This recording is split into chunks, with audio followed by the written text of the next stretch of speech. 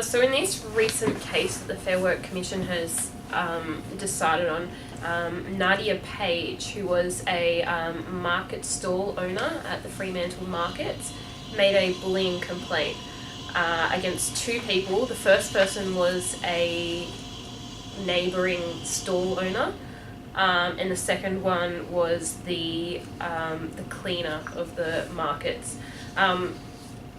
Apparently there'd been a bit of a background between Nadia Page and the neighbouring stall owner, Miss Latham, where it had been apparently quite friendly for a while, and then the relationship kind of fell apart.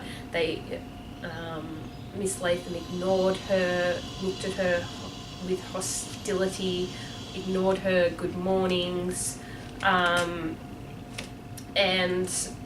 apparently Nadia Page felt quite hurt by that, and the cleaner had apparently told her that he was going to kill her because she had left soap on the floor, which apparently was quite difficult for the cleaner to remove. This was the only run-in that the cleaner and Miss Nadia Page had, and she also claimed that she'd been bullied by the cleaner as well.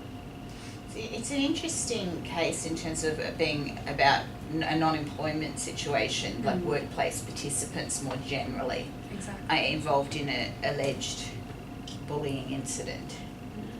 I think one of the other elements with the two stall owners, and you do see this a lot, I think, in employment law situation, is where you have two people who have been close friends.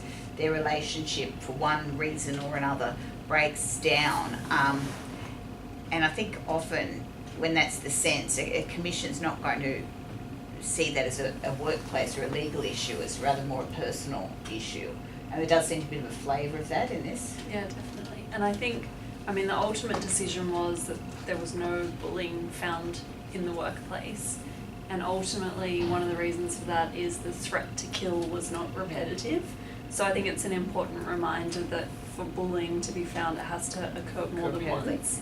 But as you also said, it doesn't necessarily need to be employee to employee. It could be anyone that's participating in that work environment, from other people from other companies to contractors or volunteers, anyone.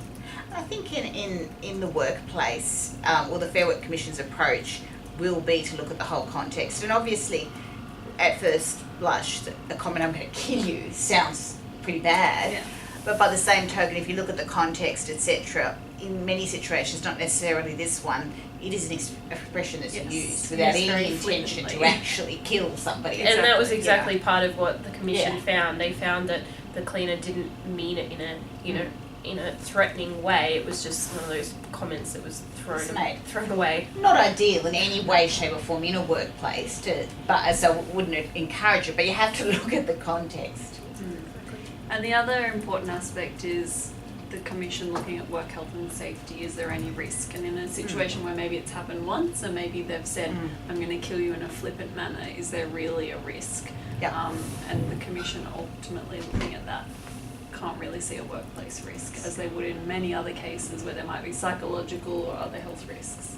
And particularly when there's a real, looking at that whole context, is there a power imbalance, etc.? Is it your employer, your supervisor that's threatening to kill you, or just another workplace participant who you've had a bit of a stoush with?